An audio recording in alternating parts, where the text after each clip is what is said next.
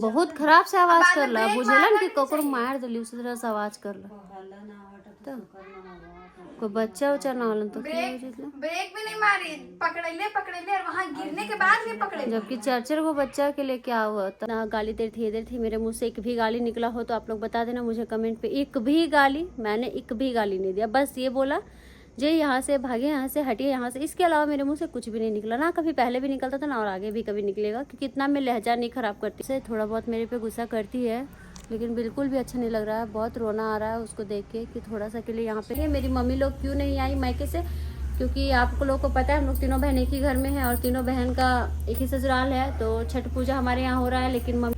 Hey my YouTube family, कैसे हो आप लोग? उम्मीद करते बहुत ही अच्छे होंगे। आप सभी को मेरा प्यार भरा नमस्कार दोस्तों। जैसा कि मैंने कल जो ब्लॉग डाला था कि मैं अपनी चाची के यहाँ गई हुई थी और वो मैं उनसे मिलने के लिए, तो मैंने सब कुछ उस ब्लॉग में, पिछले ब्लॉग में आपने देखा दोस्तों। और सुबह भी जो मैंने ब्लॉग डाला था, आज लवा भात है, तो हम लोग तो खाने में क्या क्या बनाया वो भी मैंने दिखाया टोटले चीज़। और बहुत किसी का कमेंट था कि दीदी हम लोग घर का साफ सफाई करते हैं, पेंट पचौड़ा करते हैं। तो मेरे घर में दोस्तों दोनों पूजा होता है, जो कार्तिक छठ पूजा होता है वो भी होता है और ये चैती छठ हम 3 साल से मेरे घर में हो रहा है। तो दोस्तों देखिए, जो भी पूजा पाठ होता है तो हम लोग वो जो दीपावली में हम लोग का एक साल में एक बार पेंट पचौड़ा होता है, पूरा घर झाड़ के, वो भी दीपावली में। और उसके बाद फिर छठ पूजा में फिर तुरंत होता है, जब पूजा होता है ना दीपावली के बाद तुरंत छठ पूजा होता है 2-4 दिन में, इसलिए हम लोग दीपावली में ही पेंट पचौड़ा करते हैं। और ये चैती छठ में सिर्फ दुर्गा मतलब ये जो पूजा रूम होता है वो हम लोग करते हैं, बाकी और जो रूम वगैरह होता है वो नहीं, गली और पूजा रूम। और जो कार्तिक छठ पूजा होता है उसमें पूरा घर झाड़ के होता है दोस्तों। तो घर का आप मैंने ब्लॉग पिछले ब्लॉग में डाला था, कल के ब्लॉग में, कि मैं घर का साफ सफाई हो रहा है, सब कुछ झाड़ के कपड़ा वगैरह सब कुछ धोया गया। फिर हम लोग छठ पूजा में वही बर्तन में खाना नहीं बनाते हैं। मेरी जो सास है बहुत सारा बर्तन लेके रखी, पित्तल का, कांसा का, स्टील का। हर पूजा में हम लोग वही बर्तन निकालते हैं। पूजा का बर्तन अलग है और खाने का जो घर में हम लोग नेचुरल बर्तन रखते हैं वो अलग है। वो सब बर्तन इधर हम लोग मतलब लेरघाट नहीं करते। मैं दिखाती हूँ, ये देख सकते हो। खाना बनने के बाद ये सारा बर्तन साइड कर दिए हैं उधर, और अभी बहुत सारा बर्तन जो है धो के और दूसरे रूम में है, माँ का रूम में है, क्योंकि यहाँ पे खाना रखे थे इस कारण से। तो दोस्तों बहुत किसी का कमेंट था कि दीदी आपके मायके से कोई भी नहीं आया, तो ऐसा हो ही गया दोस्तों। बहुत बड़ा कारण है मायके से क्यों नहीं कोई आया, वो सारा ब्लॉगिंग में हम बताएंगे आप सभी को कि हमारे मायके से क्यों नहीं आए। और हर बार कोई ना कोई आता था तो हम लोग भी खाने में बहुत सारा चीज़ बनाते थे, लेकिन इस बार हुआ ना कि अकेले हम लोग तीनों बहन थे, तो 2 तो उधर गेहूँ तरफ हम लोग पहुँच गए, 2 ठो इधर थे, तो खाना भी बहुत सारा बनाना पड़ता है, क्योंकि ये पूजा ना हर घर में नहीं होता है। कार्तिक वाला पूजा हर घर में होता है, लेकिन ये पूजा ना हर घर में नहीं होता। ये पूजा सिर्फ उसी घर में होता है जो मन्नत मांगते हैं। और मैंने भी छठ माता से कुछ मन्नत मांगे थे, मेरी सासू माँ ने, जो कि पूरा हुआ। 3 साल से कर रहे हैं। बाकी ब्लॉग में बने रहिए दोस्तों, सारी चीज़ बताएंगे। मेरी मम्मी लोग क्यों नहीं आई मायके से, क्योंकि आप लोग को पता है हम लोग तीनों बहन एक ही घर में हैं और तीनों बहन का एक ही ससुराल है। तो छठ पूजा हमारे यहाँ हो रहा है लेकिन मम्मी नहीं आई, बहुत ही बड़ी अफसोस की बात है। हमारे मुंडन में भी नहीं पहुँच पाई थी, क्या बोले दोस्तों, या तो फिर बताएंगे। चलिए ब्लॉग में बने रहिए आप सभी को। पहले भी देख सकते हैं चूल्हा वगैरह जल गया, जा रहे खाना वाना बना लेते हैं, क्योंकि कल से तो वहाँ फास्टिंग करेगी, कुछ खाएगी नहीं, तो इसीलिए जल्दी जल्दी से कुछ अच्छा सब्जी और चावल बना देते हैं। नहीं हम बोले इसको कि जो अंदर जो, तो इसको फिर अंदर आ गई डायरेक्ट ही। तो जैसे गिरी आओ कुछ नहीं उठी ना तो हम बोला ना कि तोरा स्टार्ट करके दलो ना, तो ये स्टेमा लगे था ना, गाड़िया बंद हो जाता, तो स्टार्टिंग के अगर आपको स्कूटी चलाना आता नहीं, चुप रहो, पहले बात सुनिए। मेरे बात सुनो। हम आपको बोले हम चला के लेके जाते, आप बोले गाड़ी स्टार्ट में लली नहीं, रुको, बहुत हंसती है तुम, सीरियस मैटर, हंसने वाला मैटर नहीं है। लली गाड़ी तो ऐसे पकड़ के बैठे खोज भी नहीं, तो पकड़ भी खाली पकड़ भी तो घूमे लगा। हमरा राजवा बचे रहा पता हो वहाँ से, तो बरिया में कि लगे थी तो अपनो गिर भी, हम लोग गिरा थे। है ना, ये बैठी तो ब्रेक पकड़ के बैठना हम चाहिए ना। बैठबे ना करे, ऐसे कर लिए ना, और उल्टा हाथ ऐसे करे है खोज लिए, और बैठे खोज दे पकड़ के, तब तक गिरा ना, इससे हो गए। और वो पहाड़ा में बहुत खराब से आवाज करला बुझलन कि ककरो मार देली उसी तरह से आवाज करला। हल्ला ना हटा तो करना होगा। कोई बच्चा उच्चा ना होलन तो क्या हो जितला। ब्रेक भी नहीं मारी, पकड़े और वहाँ गिरने के बाद भी पकड़े। जबकि 4-4 को बच्चा के लिए क्या हुआ, तब तो कुछ होबे ना करे। बचपन से बैलम खेला थी ना, छटके उठके कोई ना हो उस टाइम होता है कि मतलब से एटा सोका मारते, जैसे हम गाड़िया उड़ला ना ने पर हतला ना, तो बहुत चोट लगता है। बता कभी भी बोलो ना, बाइक और स्कूटी में जमीन आसमान के फर्क है।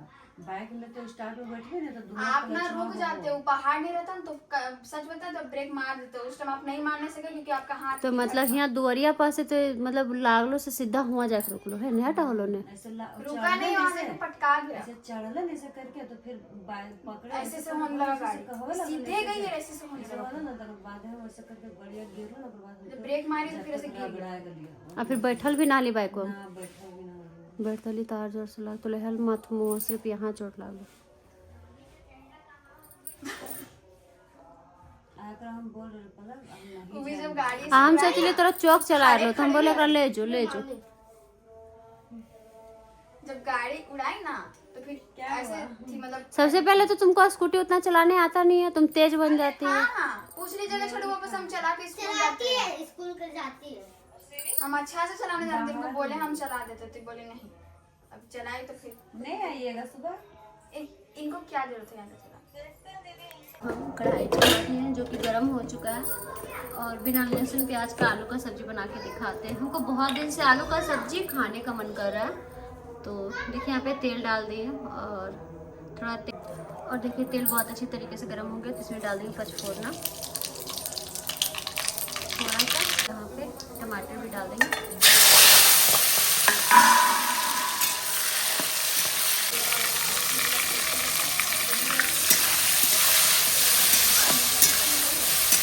कितना सारा नमक डाल रहे हैं, अब देखिए मसाला भी डाल देंगे।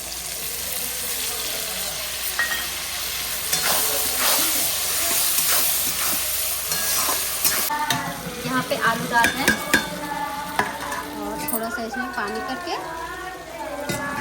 थोड़ा सा और भी डाल देंगे। अब इसको अच्छे से फ्राई करेंगे। पता नहीं मेरी आवाज़ जा रही कि नहीं आपको, क्योंकि यहाँ पे देख सकते हो भजन हो रहा है छठ पूजा का, इस कारण से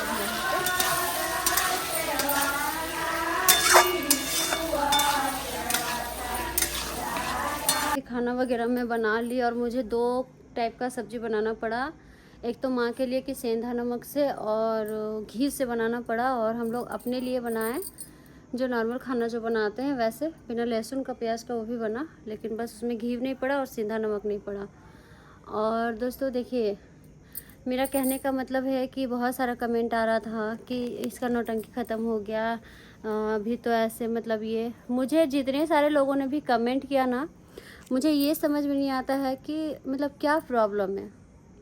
हर किसी को ना हर किसी के तराजू से नहीं तोलना चाहिए, ठीक है, पहली बात। दूसरी बात, मैंने पहले आप लोगों को बताया कि मुझे यदि पता होता कि देखिए सबसे पहली बात है कि मैं वो सारी बातें अभी तक मैं आप लोग से क्लियर नहीं की हूँ, वो सारी बातें मेरे हस्बैंड आप लोगों से क्लियर करेंगे और उनको टाइम नहीं मिल पा रहा है इस कारण से, तो अभी थोड़ा सा बिजी हो गए हैं और वो बोले हैं कि मैं खुद ही बात करूँगा, खुद ही सारा कुछ मैं अपने मुंह से बताऊँगा, अभी तुम परेशान मत हो। और देखिए दोस्तों कहने का मतलब ये है कि चाहे कुछ भी हो जाए, इतना आसानी से कोई भी रिश्ता नहीं टूटता है, ठीक है।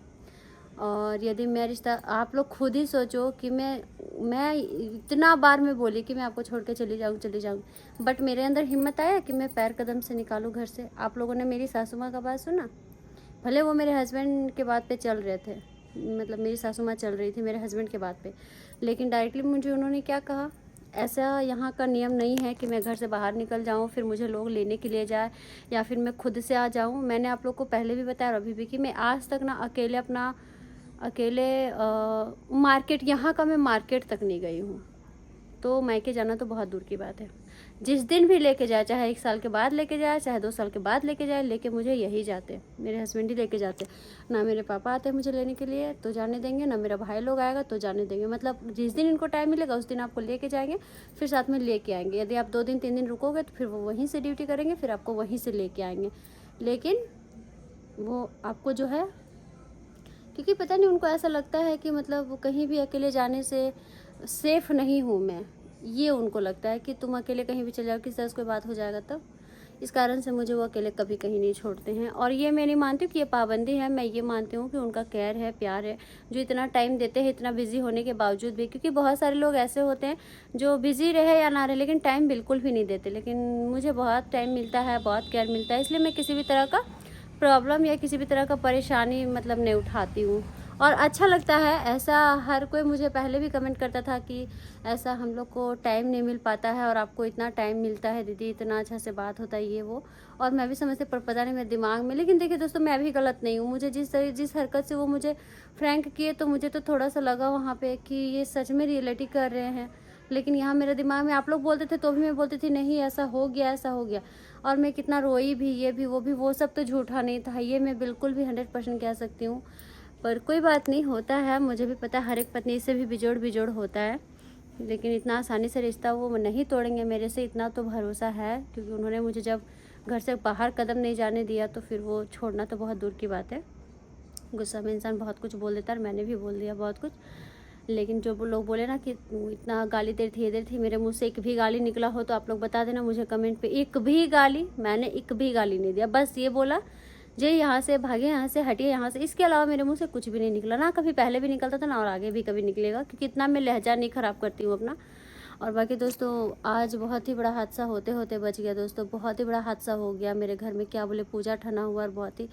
तो चलिए बताते हैं वो क्या बात है, क्या कौन सा हादसा है। और देखिए दोस्तों, मैं ये कहना चाहती हूँ आप सभी से कि कहीं ना कहीं होता है ना कि इंसान ना किसी को देखना नहीं चाहता है। कोई भी आगे बढ़ता है ना, देखना नहीं चाहता है। तो कोई बात नहीं, होता है ऐसा बहुत। ये दोस्तों कि दीदी जाने के लिए निकली पार्लर, और वो स्कूटी में बैठी ही थी कि उनका जो बेटा है ना, वो क्या बोलते हैं, स्लाइडर बोलते हैं ना, ऐसे करके वो दबाया। बस उसका स्कूटी थोड़ा बहुत ज़्यादा आगे बढ़ गया। आगे बढ़ने के कारण ना अनबैलेंस हो गया। अनबैलेंस होने के कारण वो बहुत बुरी तरीके से गिर गए। फिर उसको यहाँ चोट भी लग गया।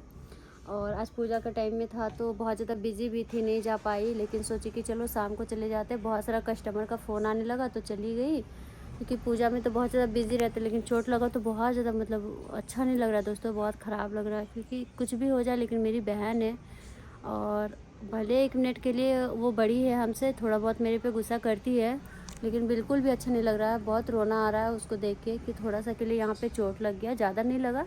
भगवान छठ माता ने उनको बचा लिया, क्योंकि वो घर के सामने ही गिरी। उसका बेटा ना बहुत ज़्यादा छटपटिया, उसके साथ जाने के लिए जिद कर रहा था। लेकिन वो मतलब बोली हम नहीं लेके जाएंगे। तो चोट लग गया दोस्तों, यहाँ पे थोड़ा सा चोट लग गया है, छिल गया यहाँ पे। और बाकी सब कुछ ठीक है। तो बहुत छठ माता को मैं प्रणाम करती हूँ कि सब कुछ सेफ़ है, सब कुछ ठीक है। और चलिए दोस्तों, मिलते हैं नेक्स्ट ब्लॉग पे। कैसा लगा ब्लॉगिंग कमेंट में बताइएगा।